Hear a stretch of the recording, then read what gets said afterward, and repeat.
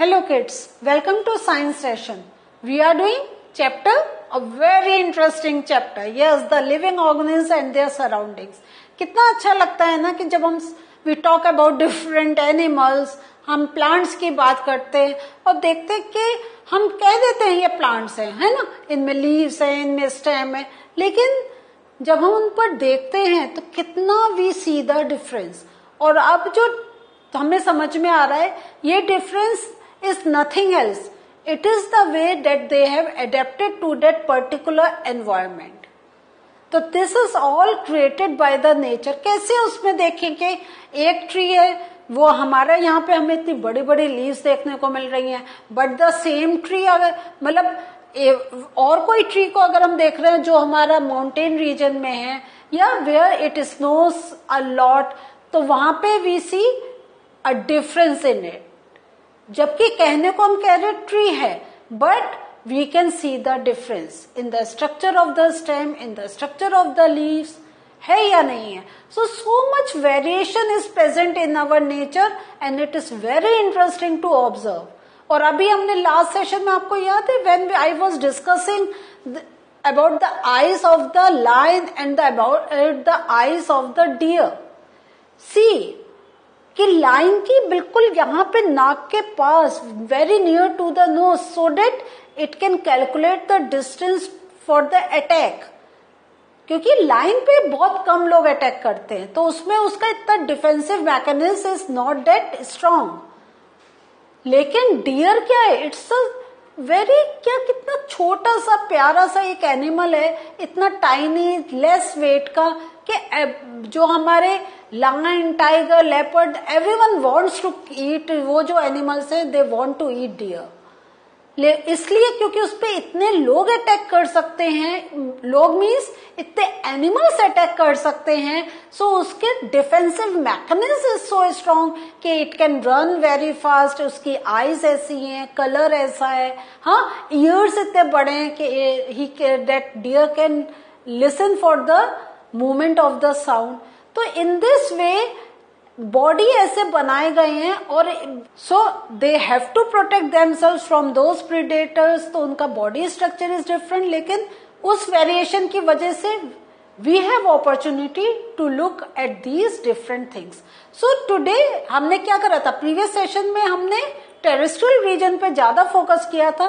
Today in this session I will focus on aquatic habitat. अब aquatic में भी हमें डिफरेंस मिल रहा है. जस्ट देखते हैं, थोड़ा आगे जैसे सेशन में चलते हैं, देखते हैं क्या क्या डिफरेंस मिल रहा है. कि जो एक्वेटिक हैबिटेट, इसमें first I am taking the part of ocean. ये जो है ओशन में, अब हम जैसा आपको याद है ना, पहले भी हमने थोड़ा रिकैप करा था, इसमें भी रिकैप करते हैं. ओशन में हमने क्या करा था, there are sea animals, yes, और उनका क्या करा था, जैसे फिशेस की बात करी थी, फिशेस ने क्या करा है, स्ट्रीमलाइन बॉडी, फिन्स, गिल्स की हेल्प से have adapted to that environment. है या नहीं है, डिस्कस करने की नीड है. Streamline body, yes, water pressure को कंट्रोल करने के लिए, और जैसे वाटर उसके ऊपर प्रेशर नहीं डाले, स्मूथली फ्लो आउट हो जाए. ये तो हमने फिशेस की बात कर ली थी कि उनका स्ट्रीमलाइन बॉडी है और गिल्स हैं, ओके. लेकिन if I want to discuss about octopus, starfish, squids, octopus मालूम है ना, 8 लेग होता है ना, यस. स्टारफिश, जिसकी एक फिश होती है जिसकी शेप स्टार की तरह होती है, ठीक है. सो ये हमें मालूम, तो इनका तो स्ट्रीमलाइन बॉडी है नहीं, है ना. Do they have streamline body? No, they don't have, but they are creatures found in oceans. How they have adapted to that particular environment of water. So how they have adapted to that environment means environment of water. देखते हैं आगे. तो अभी we are talking about squids and octopus. ये जो squids and octopus होते हैं, they do not have streamline shape, है ना. उनके क्या होता है, नीचे लेग्स निकली हुई होती है, सो दे स्टे. अब क्या है, because they cannot flow much और स्ट्रीमलाइन बॉडी नहीं है, तो उसके लिए क्या करते हैं, they stay very deeper, so they live deeper in the ocean, means बहुत गहरे नीचे की तरफ बिल्कुल। जैसे फिशेस क्या होता है, we find them on the upper surface of water, नीचे भी होती हैं, लेकिन ये ऑक्टोपस और नीचे रहते हैं, मोर डीपर। और इसके लिए क्या होता है, ये जो हम डीपर की बात कर रहे हैं, this means near the sea bed, and what they do, they catch the prey जो उनके पास मूव होकर आ रहे हैं। This means they are not running, they are not moving much to catch their prey. वो जहां पर है, वो छोटी छोटी फिशेस या और छोटे छोटे ओशन के जो और छोटे छोटे ऑर्गेनिल्स हैं, when they are coming down, moving near by, they are eating them. When they move in water, they make their body shapes streamlined.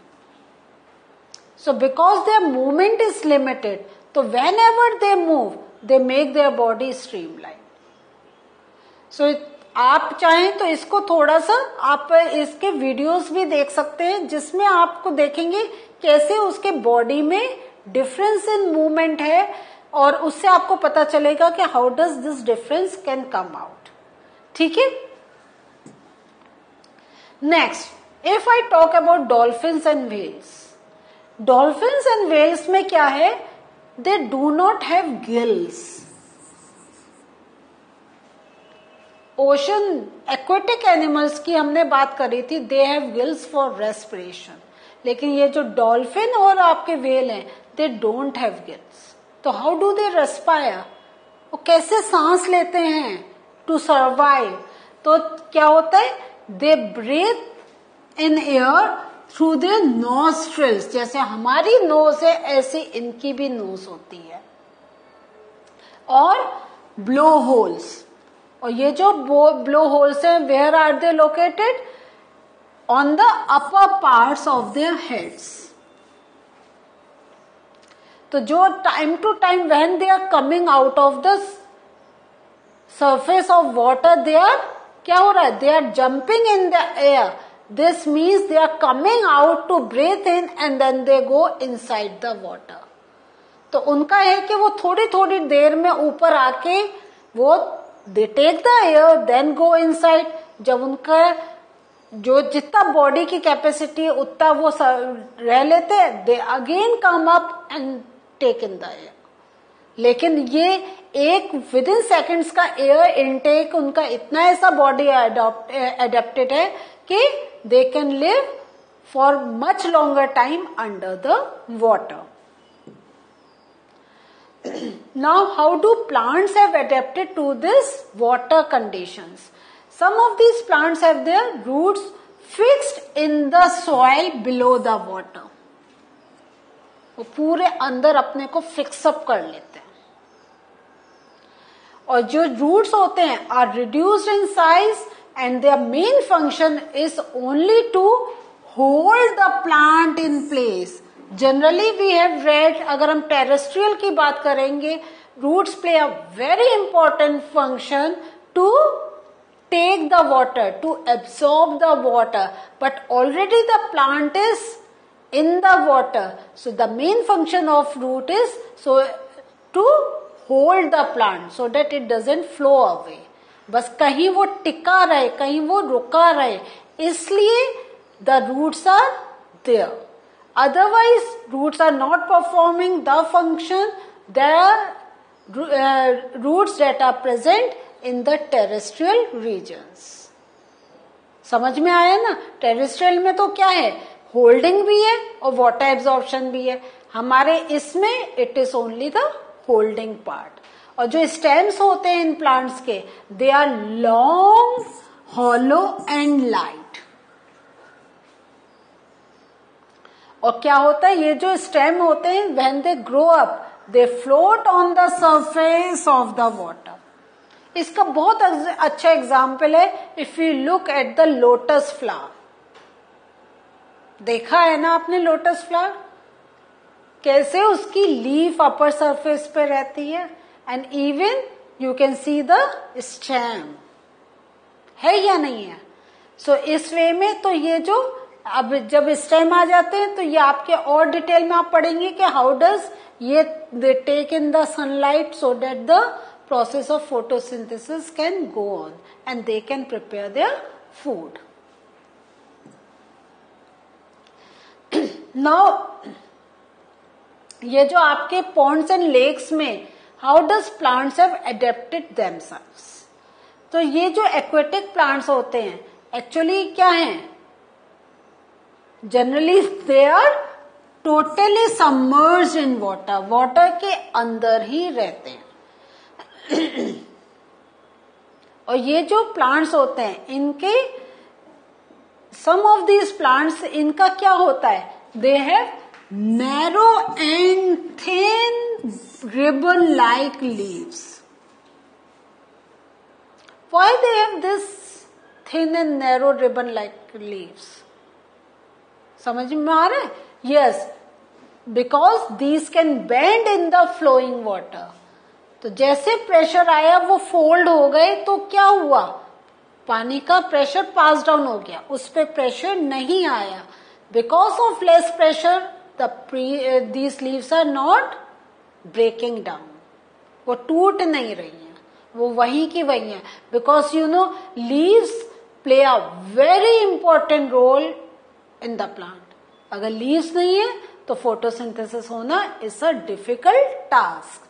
Exceptional cases are there, लेकिन जनरली हमें मालूम है लीव्स में के थ्रू ही photosynthesis process होता है, and that is the key survival point for the plant. In some submerged plants leaves are often highly divided. Highly divided means जैसे ये है, ये छोटे छोटे छोटे छोटे छोटे ऐसे इसके